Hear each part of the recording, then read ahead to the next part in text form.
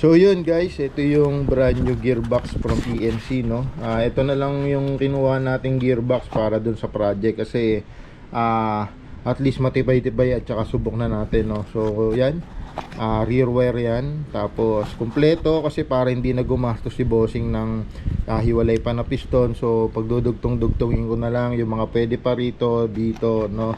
So yan, no, bagong bago yan guys. Malalaman yung bago pag hindi pa nakatupi itong plug para sa motor, no. So no, yan yun. So Tamiya plug siya, pwedeng ipa-DINS plug yan basta maayos yung gagawa, no. So yun, ayusin natin, i-upgrade na natin to para pumasok sa 440 around 450 fps, no. So yun, balikan ko kayo guys, upgrade na natin yan. So yan, ito na yung bagong gearbox natin. So nag air seal nozzle tayo, double o-ring, slong na piston, na cylinder head. Tapos yan, nilipat natin yung aluminum head nung no.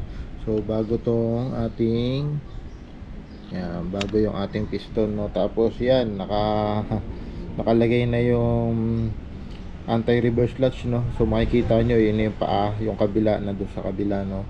So yan yung gear, ito yung original switch ni ENC, no.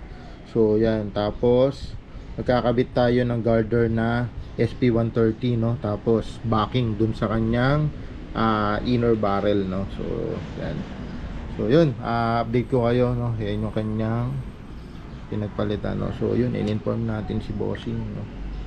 Yan, kailangan ini-inform natin, no, or updated yung mga client natin, no, kasi mga baby natin yan. So yun, balikan ko kayo guys, testingin natin to later, buuin natin.